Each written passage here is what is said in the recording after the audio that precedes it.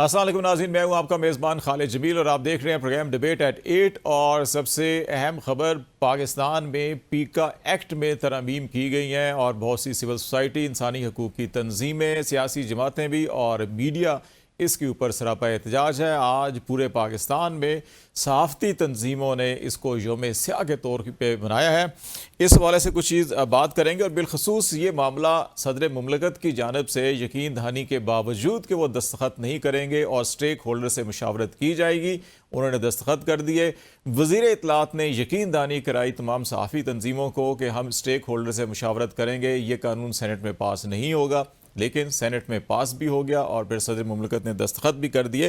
हुकूमतें इतनी बेबस क्यों होती हैं? ये सिर्फ आज नहीं बल्कि माजी में भी, चाहे वो नवाज शरीफ साहब का दौर हो, चाहे मोहतरमा बेनज़ीर भुट्टो साहिबा का दौर हो, चाहे वो इमरान खान का दौर हो, हर सियासतदान ये गिला करता है कि उनको अपनी मर्जी से हुकूमत नहीं करने दी जाती। इस पर हम बात करेंगे।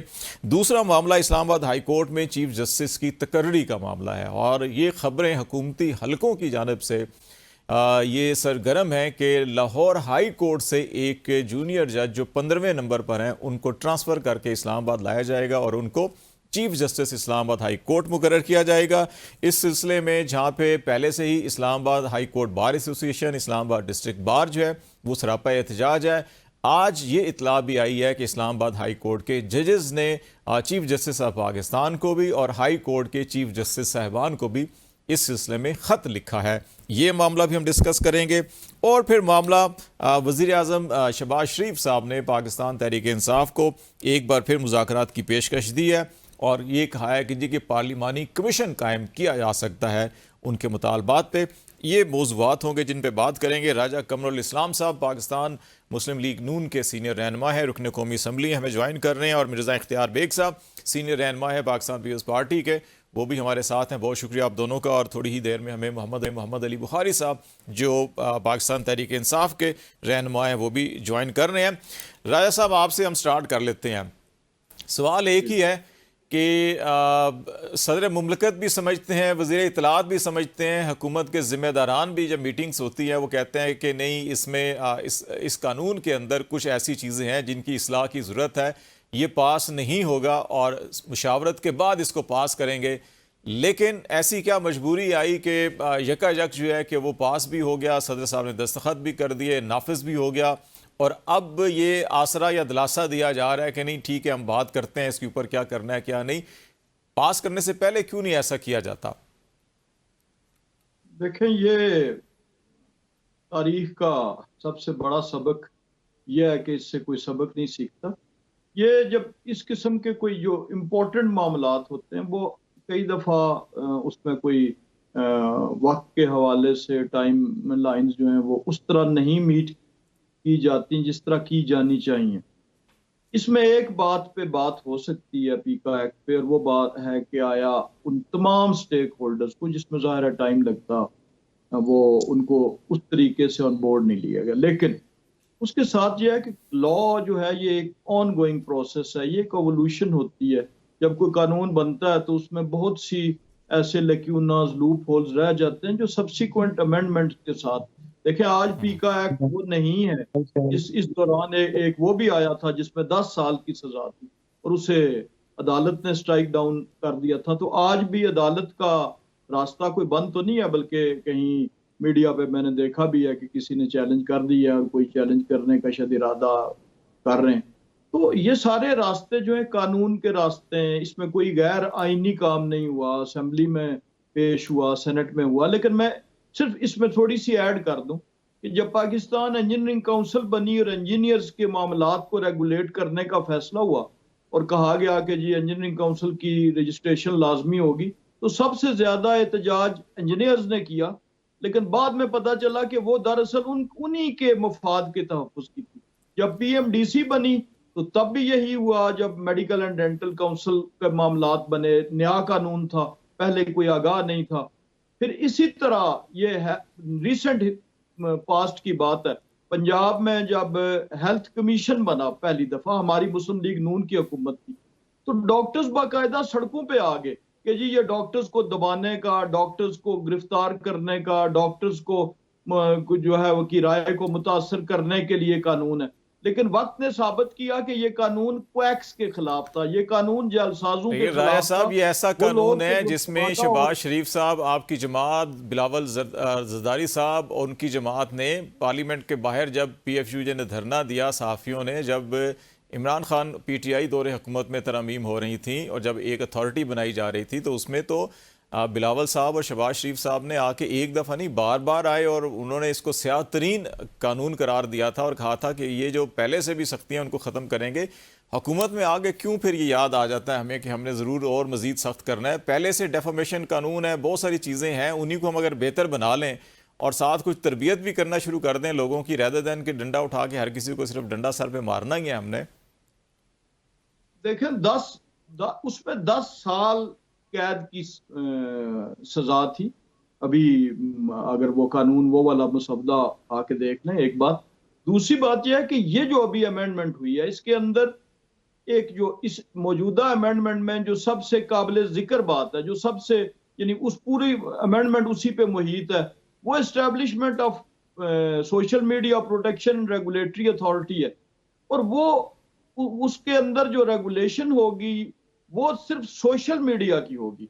लिहाजा प्रिंट मीडिया और जो अपना इलेक्ट्रॉनिक मीडिया है, वो तो इस लॉ के तहत कग्नाइजेबल नहीं है।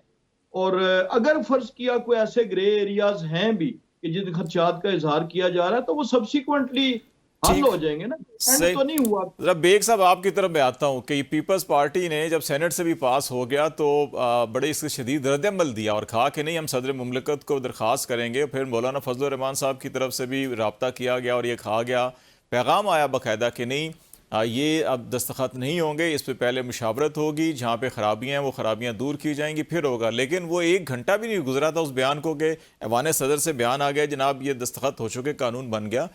ये ऐसी हमारी सियासी मजबूरियां क्या बन जाती हैं कि हम चाहते हुए भी कि चीज़ों को ठीक करने की बजाय किसी की ख्वाहिश के ऊपर या किसी के दबाव के ऊपर, अगर सबसे बड़ा ऑफिस भी पाकिस्तान का वो खुद फैसले नहीं कर सकता, तो फिर हमें किधर जाना पड़ेगा?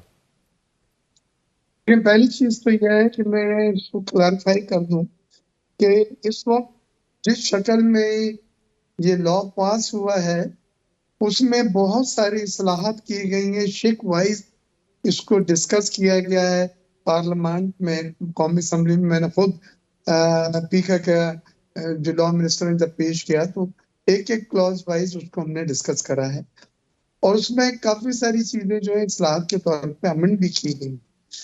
ये जो हमारा फोकस है सबसे ज्यादा, मैं ऑनेस्टली बात कर रहा हूँ, वो सोशल मीडिया का है, जो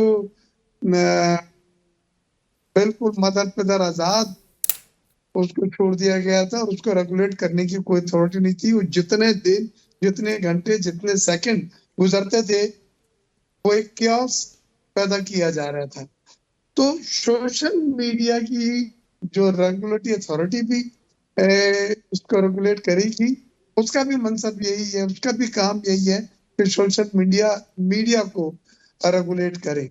तो पहली चीज तो ये क्लियर कर लें कि ये प्रिंट एंड इलेक्ट्रॉनिक मीडिया से ज्यादा वहां में इतनी ज्यादा कंसर्न नहीं है। लेकिन तमाम जो मेन स्ट्रीम मीडिया है, तमाम उसका सोशल, अब तो चीज़ें ज़्यादा सोशल मीडिया पे चली गई हैं। मेन स्ट्रीम मीडिया के ऊपर तो कंटेंट कम रह गया, सारा का सारा फोकस लोगों का भी और मीडिया हाउसेस का भी, तो फ्यूचर मीडिया भी जो है वो सोशल मीडिया है। बोल रहा हूँ इसलिए मैं बतला रहा हूँ कि हमारी concern print and electronics media नहीं था। हमारी कंसर्न जो है सोशल मीडिया, क्योंकि उसने फेक न्यूज की शक्ल में, आर्टिफिशियल इंटेलिजेंस की शक्ल में, आपको पता नहीं है जब आप बटन दबाते हैं क्या हौलनाक चीज सामने आ जाए और उसके जो रद्द अमल फिर होता है वो आपके सामने है।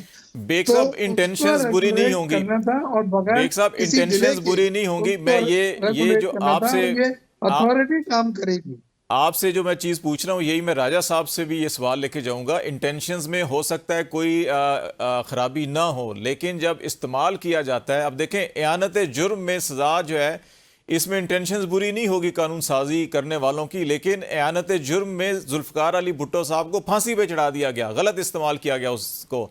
इसी तरह अब आप देखें मियां नवाज शरीफ साहब के साथ जो है वो प्राइम मिनिस्टर थे, वो अपने दफ्तर में या शुजाबाद में जलसा खिताब कर रहे थे, लेकिन कराची में एक जहाज़ हवा में उड़ रहा था और कहा गया जी उन्होंने जहाज़ को अगवा करने की साजिश की और पूरी हुकूमत भी चली गई और उनको अटक जेल में और फिर उसके बाद उनको मुल्क से भी मुल्क बदर कर दिया गया। इंटेंशंस मुमकिन है आपकी अभी भी बुरी ना हो, लेकिन जो जोर ज़बरदस्ती से ये काम करवाते हैं उसी जोर ज़बरदस्ती से वो फिर किसी दूसरे को जिसको फंसाना होता है उसको डाल भी देते हैं। ये इस चीज़ को कैसे रोकेंगे हम? देखें, तमाम फोरम खुले हैं और सुना कि कुछ पिटीशन जो हैं वो दायर भी की गई हैं या की जाने वाली हैं। अदालतें आज़ाद हैं। पीका की एक बहुत स्ट्रॉन्ग बॉडी है जो पीका बिल के ऊपर एहतजाज भी कर रही है और उसके खिलाफ भी है, और वकला खास तौर से इसमें उनको सपोर्ट भी कर रहे हैं। तो ये कोई आत्मी चीज नहीं है। अभी बहुत सारे फोरम खोले हैं। अगर किसी जगह पे हमने सजाएं भी कम कराई हैं, सजा ज्यादा पीरियड के लिए थी, हमने समझा कि नहीं ये मुनासिब और टू हार्श पनिशमेंट है, उसको फिर 3 साल के लिमिट पे लाया गया कर दिया गया। तो अच्छा राय साहब आपकी तरफ भी आता हूँ, यही सवाल अली बुखारी साहब ने भी हमें ज्वाइन कर लिया, उन्हें खुशामदीद कहता हूँ, लेकिन जब तक उनका माइक वगैरह सेट होता है तो आप राय साहब ये मुझे बताएं कि इंटेंशंस में आपकी या हुकूमत की इंटेंशंस पे कोई मैं शक नहीं कर रहा, लेकिन माजी के तजर्बात हम देखें कि हम एयानत जुर्म को में जुल्फ़िकार अली भुट्टो को फांसी पे चढ़ा देते हैं, नवाज शरीफ पे इल्ज़ाम लगाते हैं जी कि उसने साजिश की और फिर उसके साथ जो कुछ हुआ वो भी आप तारीख का हिस्सा है। इमरान खान के साथ जो कुछ हो रहा है पता नहीं, इसमें जब तारीख लिखी जाएगी कुछ साल बाद तो फिर पता चलेगा कि इसमें भी फलां मामलात क्या थे। हम चीज़ों को ठीक तरह से, आपने कहा इर्तिकाई अमल होता है, चीज़ें ठीक होती हैं, लेकिन ये कैसा इर्तिकाई अमल है कि 6 महीने 3 महीने 1 साल के बाद बदल जाता है। लोग तो अपनी जनरेशन्स का तय करते हैं कि अगली जनरेशन और उससे अगली जनरेशन तक जो है कि दुनिया में शायद इतनी तरमीम नहीं होंगी जितनी हमारे यहाँ होगी। दुनिया के 100 200 साल पुराने आइन हैं, उनके अंदर भी अगर आप देखें तो वहाँ पर दर्जन तरमीम भी नहीं होती। तो हम जनरेशन्स की बजाय हम वक्ती जो ज़रूरियात हैं सिर्फ उनको देखते हैं, हम फ्यूचर को नहीं देखते। कर दिया सिर्फ अमेरिका की मिसाल से आइन की तरमीम को मत जज करें। दुनिया के दीगर ममालिक हैं जिनकी तरमीम हमसे कम अरसे के आइन में हमसे कई गुना ज्यादा हो गई हैं। तो जिस तेजी से दुनिया के हालात बदल रहे हैं, आप ऐसा अच्छे की तरफ देखना चाहिए ना, जरूरी तो नहीं है कि जहाँ पे कोई खराबी हो रही है हम उसको फॉलो करें, अच्छी चीजों को फॉलो करना चाहिए। तरमीम खराबी नहीं, आइन कानून नए बनने उसमें एवोल्यूशन नहीं। अब तो गेम्स के आप देखें कवानीन, क्रिकेट के कवानीन, जब आज से 20-30 साल पहले हम क्रिकेट देखा करते थे क्या है और आज क्या है, तो एवोल्यूशन कवानीन का नया बनना कोई खराबी नहीं है। दूसरी बात आपने बिल्कुल दुरुस्त फरमाया कि जो इंटेंशन है इस पे तो कहीं पे आप जो है इंटेंशन किसी के इसका गलत इस्तेमाल होगा, इसकी बुनियाद पे आप उस प्रोसेस को तो नहीं रोक सकते। अगर आप देखें कि क्या कत्ल की दहशतगर्दी के कवानीन में सख्ती की गई, तो क्या उसका किसी हद तक कहीं कहीं गलत इस्तेमाल होने का खदशा मौजूद नहीं है? अगर कल आप ट्रैफिक कवानीन पे बढ़ाते हैं, किसी अस्पताल के सामने कोई सिग्नल लगा के और वहां पे सजा रखते हैं, तो कोई डॉक्टर उठ के कहें जी कि ये हमें पकड़ने के लिए है, बजाय ये सोचने के कि ये हमारे तहफ़्फ़ुज़ के लिए है। तो इस तरह तो हर कानून के लिए है। चले मैं इस नुक्ते की तरफ आता हूं, मैं अली बुखारी साहब को भी जरा ले लूं।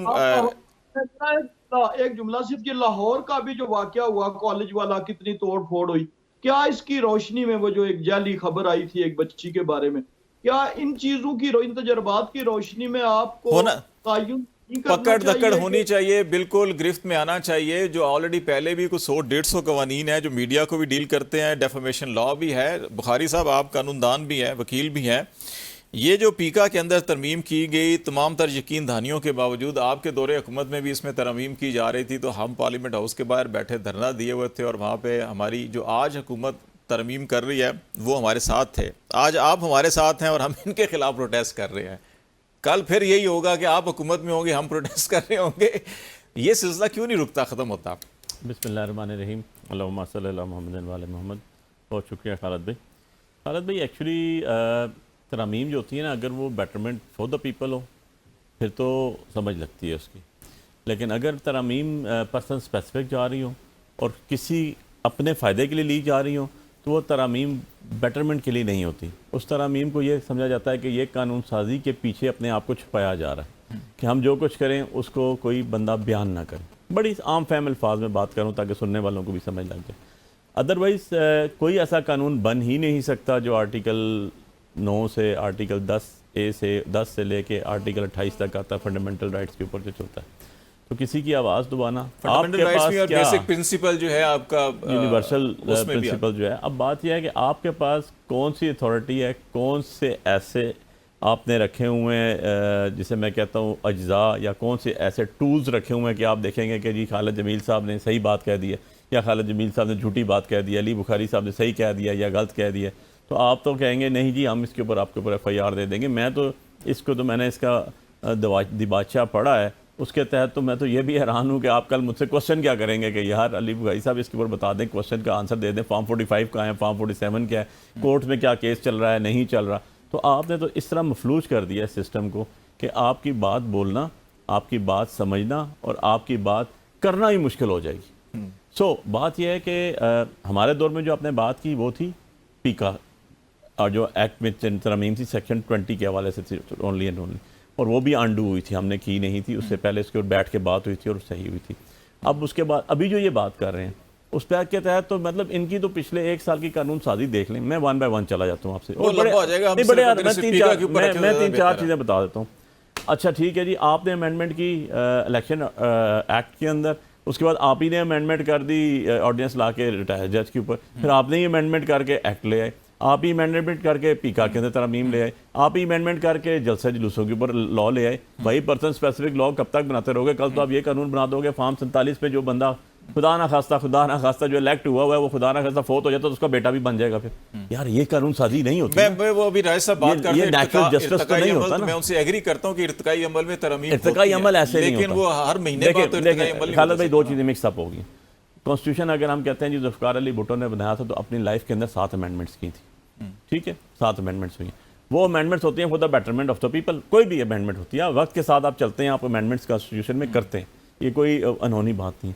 यार इस तरह तो नहीं होती ना पर्सन स्पेसिफिक। आपने कहा जी ये बात आएगी, इसको मैं खुद ना चेयरपर्सन पैमरा COC भी रहा हूँ, तो हमारे पास केसेस भी आते थे, क्या पैमरा रूल्स भी बने, पैमरा उसके बाद COC रूल्स बने, एक्ट बना 2007 से चलते हुए ऑर्डिनेंस 2010 एक्ट आया, 15 रूल्स आए, मतलब लॉ ऑलरेडी मौजूद था। तो आप लॉ ओवरलैपिंग कर करके करेंगे क्या? मुझे तो यही समझ नहीं आ रही ना। अल्टीमेटली इसका नतीजा क्या निकलेगा?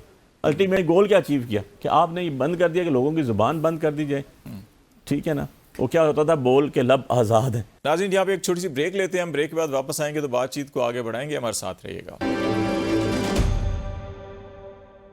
वेलकम बैक नाज़रीन, हम बात कर रहे हैं पीका एक्ट और पाकिस्तान में अदालती मामलात के अंदर जो कुछ इस वक्त हो रहा है उस पर, और हमारे साथ हैं मोहम्मद अली बुखारी साहब, राजा कमरुल इस्लाम साहब और इख्तियार बेग साहब। एक साहब मैं ज़रा आपकी तरफ आ रहा हूँ, मैं ज़रा इस टॉपिक को थोड़ा सा आगे बढ़ाता हूँ। अभी जो हम ये इर्तिकाई अमल और फिर जो कवानीन में तरमीम कवानीन वक्त के साथ साथ बदलते हैं, नो डाउट इस पर कोई इख्तलाफ नहीं किया जा सकता, लेकिन ज़रूरियात, हुकूमत की ज़रूरियात या सियासी ज़रूरियात या वक्ती ज़रूरियात को नज़र में रख कर अगर हम बार बार चेंजेस करेंगे तो फिर उसमें आ जाता है कि नहीं शायद ये पर्सन स्पेसिफिक या वो कोई पार्टी स्पेसिफिक चीज़ें हो रही हैं। फॉर एग्ज़ाम्पल अभी आज इस्लामाबाद की डिस्ट्रिक्ट जो बार है, आज जो इस्लामाबाद हाई कोर्ट बार है और इवन इस्लामाबाद हाई कोर्ट के जजेस ने आज ख़त लिखा है चीफ जस्टिस को भी, तमाम चीफ जस्टिस साहिबान को भी, कि जो इस वक्त 8 जजेस हैं इस्लामाबाद हाई कोर्ट में, उन्हीं में से 3 सीनियर मोस्ट में से किसी को भी आप बना दें, लेकिन ये मत कीजिए कि एन चीफ जस्टिस बनाने के वक्त आप लाहौर हाई कोर्ट से एक बंदे को लाएंगे जो वहाँ पे 15वें नंबर पर हैं और खाएंगे जी अब इनको हम चीफ जस्टिस बना रहे हैं, तो इससे आप एक हाई कोर्ट को अंडरमाइन करेंगे। इन हालात में आप समझते नहीं है कि इससे क्योस ज़्यादा बढ़ेगा, फ्रस्ट्रेशन, आप एजिटेशन और ये चीज़ें ज़्यादा इंतशार फैलेगा, रेदर देन कि चीज़ें इंसाफ की तरफ जाएं तो या ना इंसाफी की तरफ चली जाएंगी? देखिए, मैं इस बात को इस तरह से आपका जवाब देने की कोशिश करूंगा कि जब दुनिया के हालात बहुत तेजी से बदल रहे हैं, इन्वायरमेंट बहुत तेजी से बदल रहा है, नई नई चीजें जिस अंदाज में आ रही हैं उसके इम्पैक्ट जो है वो बड़े हैरान कौन और बड़ी सरप्राइजिंग है। बिलखुसूस सोशल मीडिया तो एक वो जानवर हो गया जिसको आप काबू करने के काबिल ही नहीं रहे तकरीबन, तो उसको कितना कंटेन करेंगे आप?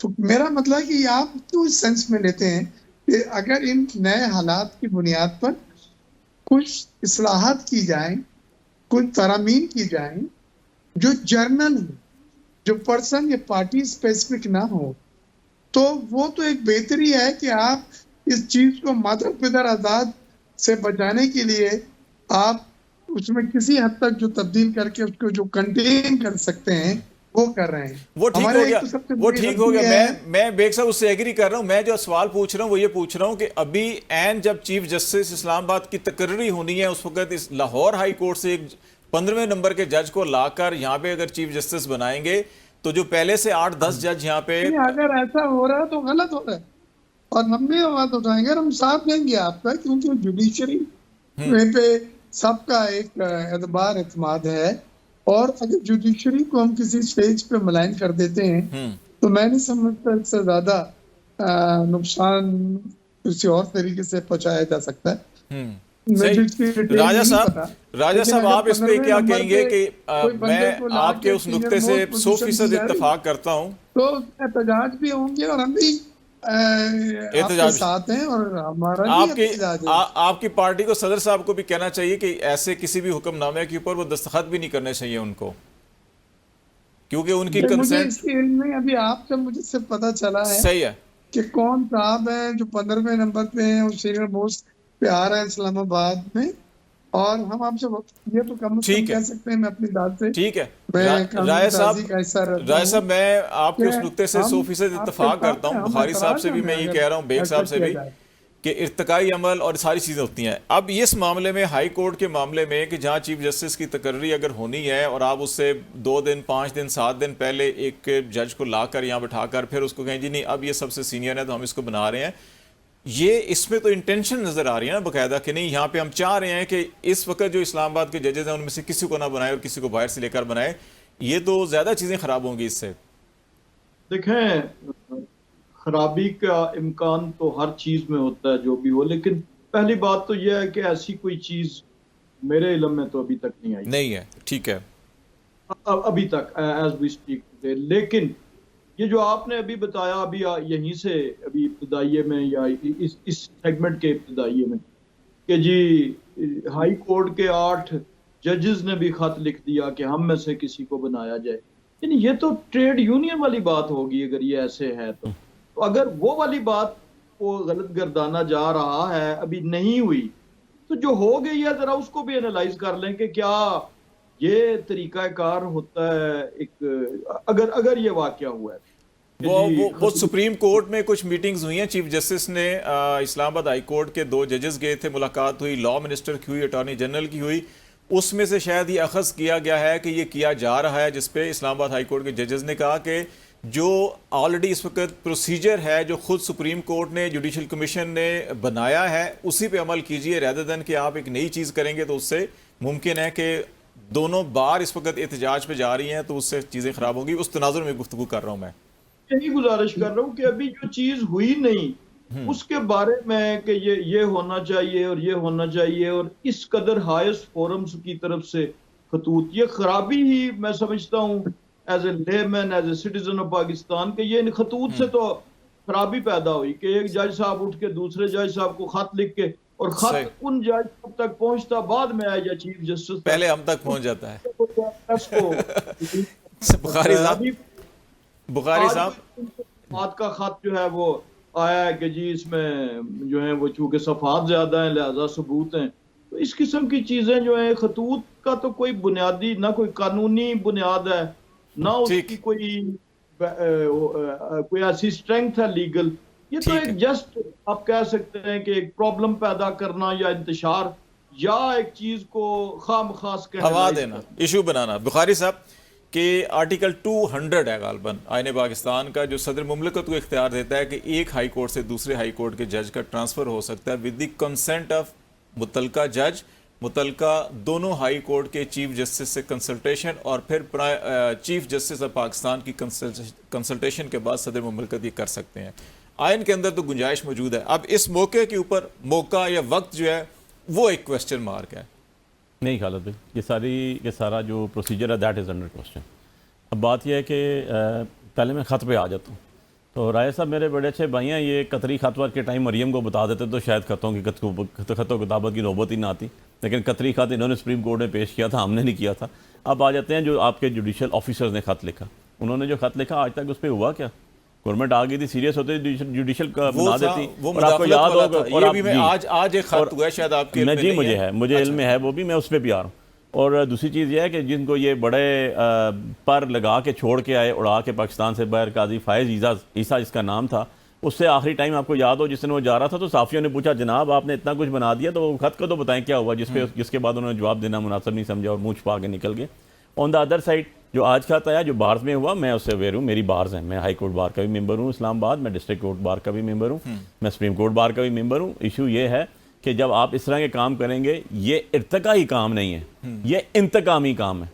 इसको कहते हैं इंतकामी काम, क्योंकि जिन 6 जजेस ने खत लिखा था आप उसमें से किसी को लिखाना नहीं चाहते, तो उसके लिए आप अपनी मर्जी का लाना चाहते हैं। आप कानून को इख्तितामी पोजीशन पे लेकर आना चाहते हैं, इर्तिकाई पोजीशन पे लेकर नहीं आना चाहते। आप लॉ को, आप लॉ ऑफिसर्स को, आप जुडिशल ऑफिसर्स को, आप जजेस को यहाँ पर अपने ताबे करके रखना चाहते हैं, जो इंसाफ ना करें, जो आपके गीत गाए, दैट्स इट। इससे अलावा कोई चीज़ नहीं है। आज आप मतन देख लें जो हमारे जुडिशल ऑफिसर्स ने कहा, जो हाई कोर्ट बार में रेजोल्यूशन आई, जो डिस्ट्रिक्ट कोर्ट बार में रेजोल्यूशन आई, आप जा रहे किस तरफ हैं? मीनिंग भाई कि आप एक कोर्ट से उठाते हैं जजेस।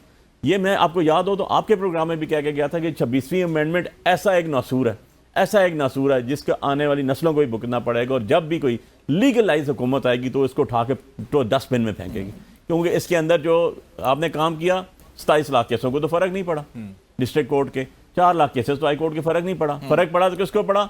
आप अपॉइंट करेंगे जज अपनी मर्जी के। नाज़रीन यहाँ पे हम ब्रेक ले रहे हैं, ब्रेक के बाद वापस आएंगे तो फिर हम कुछ मामलात इससे आगे बढ़कर भी, प्राइम मिनिस्टर ने कुछ इस वक्त अपोजिशन को पार्लिमानी कमीशन बनाने की पेशकश की है, उस हवाले से भी बात करेंगे। ब्रेक के बाद हमारे साथ रहेगा। वेलकम बैक नाज़रीन, बातचीत हम कर रहे हैं पाकिस्तान में पीका एक्ट हो गया, इस्लामाबाद हाई कोर्ट के चीफ जस्टिस की तकर्री और वज़ीर आज़म की पेशकश जो पार्लिमानी कमीशन की। हमारे साथ अली बुखारी साहब हैं, कमरुल इस्लाम साहब हैं और इख्तियार बेग साहब हमारे साथ प्रोग्राम में शरीक गुफ्तगू हैं। बेग साहब आपकी तरफ ही मैं आ रहा हूँ। प्राइम मिनिस्टर ने कैबिनेट मीटिंग में ये कहा कि हम पार्लिमानी कमीशन बनाने के लिए तैयार हैं, लेकिन मुज़ाकराती अमल होना चाहिए, अदालती कमीशन नहीं, पार्लिमानी कमीशन। ये कितना वायबल होगा और इससे क्या मसले का हल निकल सकता है? देखिए, बड़ी खुशाइन बात है। और इनके वक्त में भी जब कमीशन था तो उन्होंने कौन सा जुडिशल कमीशन बना दिया था। आप एक स्टेज को क्रॉस कर रहे हैं, आपको एक मौका दिया जा रहा है मुज़ाकरात में, एक पार्लियामेंट्री कमेटी आपके साथ अगर असाइन की जा रही है, आपको ट्रस्ट होना चाहिए। और मैं समझता हूँ अगर इन्होंने ये मौका खो दिया तो उनके पास में मजीद ऑप्शंस नहीं है, और मुल्क के लिए भी ये बेहतर है कि बात आगे बढ़ती रहे। और मैं समझता हूँ शहबाज शरीफ साहब ने बड़े खुशदिली के साथ ये ऐलान किया है कि जी हम पार्लियामेंट्री कमेटी बनाते हैं, अब डायलॉग जारी रखें। पीटीआई को पार्लियामान में अपनी ताकत जो भी उनके 100 के करीब एक बहुत बड़ी सी स्ट्रेंथ है उसको इस्तेमाल करें, स्पीकर को इस्तेमाल करें, पार्लियामेंट्री कमेटी को आप देखें। कल अगर कहीं पे आपको झोल नजर आता है या आपने जो राइटिंग में दिया उसका जवाब गलत मिलता है कि हम नहीं कुछ कर रहे, तो आप कह सकते हैं कि हुकूमत की नीयत सही नहीं है, हुकूमत के इरादे सही नहीं है। आज आप अगर पहले से वॉकआउट, अपनी डेडलाइन से भी पहले आप वॉकआउट कर गए, तो मैं समझता हूँ आपने एक मौका गंवा दिया, जाया कर दिया। राय साहब, मैं आपकी तरफ आ रहा हूँ। राय साहब, thank you very much. Baig साहब, आपने हमें टाइम दिया, आपको शायद जाना भी था जल्दी में। राय साहब, ये तजवीज़ प्राइम मिनिस्टर साहब की कि अदालती कमीशन तो नहीं, पार्लिमानी कमीशन बना लेते हैं, पार्लिमानी कमीशन से आप समझते हैं कि मसला हल हो जाएगा और जो उस तह तक या तहकीक करके जो क्रिमिनल प्रोसीजर होता है उसकी तह तक पहुंच जाएगी पार्लिमानी कमेटी? पहली बात तो यह है कि जुडिशल कमीशन ने कौन सा क्रिमिनल प्रोसीजर करना है।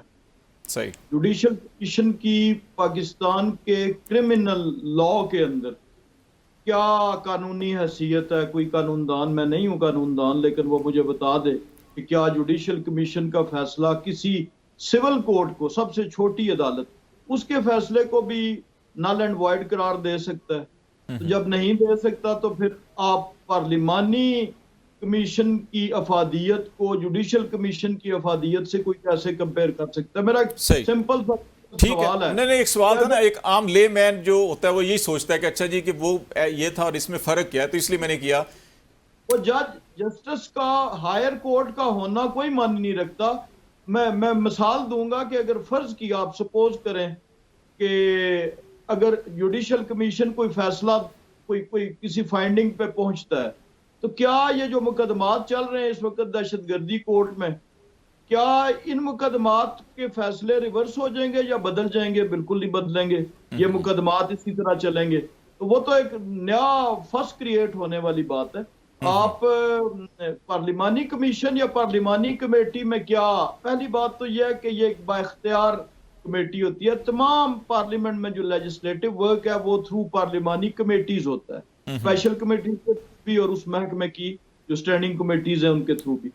इसमें एक आगे बढ़ने का रास्ता मौजूद होता है जो प्राइम मिनिस्टर साहब ने तजवीज दी। अगर फर्ज किया थोड़ी देर के लिए आप समझें कि यही जो मुज़ाकराती कमेटी थी इसी को पार्लिमानी कमीशन या कमेटी का दर्जा दे दिया जाए, तो वो जब किसी नतीजे पे पहुंचेगी, किसी जगह रुकावट आएगी, तो वो गुफ्तगू के जरिए, सालसी के जरिए बैठ के तो वो कर सकते हैं। जुडिशल कमीशन में ये फ्लेक्सिबिलिटी नहीं होती। जरा बुखारी साहब, ये जो नुक्ता राय साहब ने दिया है वो नुक्ता आपके सामने है, लीगल पोजीशन भी आपके सामने है, तमाम केसेस की जो क्रिमिनल प्रोसीजर है वो भी आपके सामने है। तो ये पार्लिमानी कमीशन में अगर बैठा जाए, बात की जाए, तो हल निकल सकता है जो आप चाह रहे हैं? बिल्कुल भी नहीं निकल सकता जी। उसकी वजह यह है कि ये तो एक है ना, आप एक मफरूज़ों पे बात कर रहे हैं। हमें बिल्कुल पता था कि जी इन्होंने जुडिशल कमीशन की तरफ नहीं जाना, क्योंकि वहाँ पर जाएंगे तो आप दूध का दूध और पानी का पानी हो जाएगा। और सच ये समझने को, सुनने को तैयार ही नहीं है, क्योंकि डाइजेस्ट ही नहीं हो सकता। आज सच पे आ जाएंगे तो कल और चीज़ें खुलना शुरू हो जाएंगी। तो सच्चाई इनको तो भांपती ही नहीं है जी, बड़ी सीधी सी बात है। अब दूसरी बात यह है कि हमारे पे एलिगेशन क्या है, कौन लगा रहा है? सुबह उठते हैं इनके मिनिस्टर्स लगाना शुरू करते हैं, चाहे वो 9 मई हो या चाहे वो 26 नवंबर हो, रात तक जो है वो यही लगाते रहते हैं बैठ के। क्या वही खुद ही बैठेंगे पार्लिमानी कमीशन में और उसके बाद हक की बात करेंगे? हमें तो इनके ऊपर शक शुबा है। हम तो स्ट्रेट फॉरवर्ड कहते हैं कि जी ये तो इस काबिल नहीं है कि इनसे इंसाफ तो को की जा सके। ये तो आप देख लें, इनकी लेजिस्लेशन देख लें, पर्सन स्पेसिफिक लेजिस्लेशन करते हैं।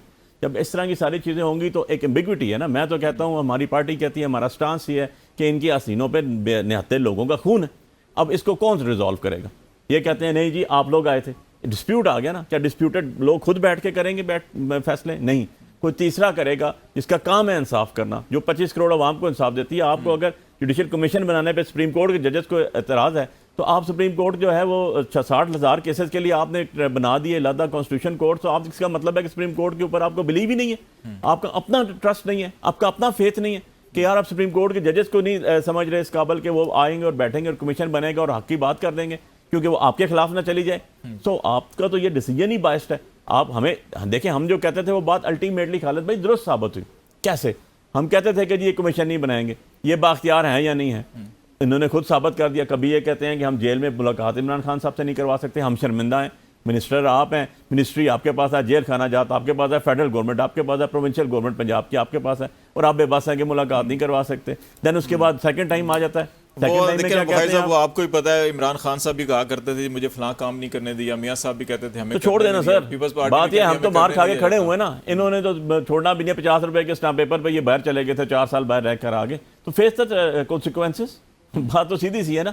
आप छोड़ने को भी तैयार नहीं है, आप हक पे आने को भी तैयार नहीं है, आप फैसले करने को भी तैयार नहीं है। आप अपनी जान बचाने के लिए, अपनी हुकूमत बचाने के लिए, इसको आगे प्रोलॉन्ग करने के लिए, आप पावर कॉरिडोर यूज करने के लिए अमेंडमेंट्स पे अमेंडमेंट्स कर रहे हैं, अमेंडमेंट्स पे अमेंडमेंट्स कर रहे हैं। ये अमेंडमेंट्स कहाँ तक जाएंगी आखिर? मुझे ये बता दें। बुखारी साहब के चलें कोई नेक्स्ट टाइम ये भी खालिद भाई ना आ जाए कोई अमेंडमेंट ऐसी आ जाए कि आपके प्रोग्राम के पीछे ये डिबेट क्यों लिखा हुआ है, डिबेट खत्म हो जाए। नहीं वैसे वो मैं भी आज सोच रहा था कि आज सियासी मामलात की बजाय ना कि हम कोई जंगल के कानून या जंगल के जानवरों के ऊपर प्रोग्राम करें, लेकिन चलें हिम्मत करके हमने प्रोग्राम कर ही लिया। बहुत शुक्रिया बुखारी साहब आपका भी, राजा कमर साहब बहुत शुक्रिया आपका भी, और इख्तियार बेग साहब हमारे साथ थे। नाज़रीन, तो भी मामलात हैं, अगर कोई हल तलब चीज़ें बनती हों पार्लिमान के अंदर, सियासत के अंदर, सबको बैठ के कर लेना चाहिए और अदालतों को ज़ाती मकासद के लिए इस्तेमाल ना हो, अवामी मुफाद और इंसाफ के लिए हो तो ज़्यादा बेहतर है। आज तक के लिए इतना ही। खालिद जमील को इजाज़त दीजिए।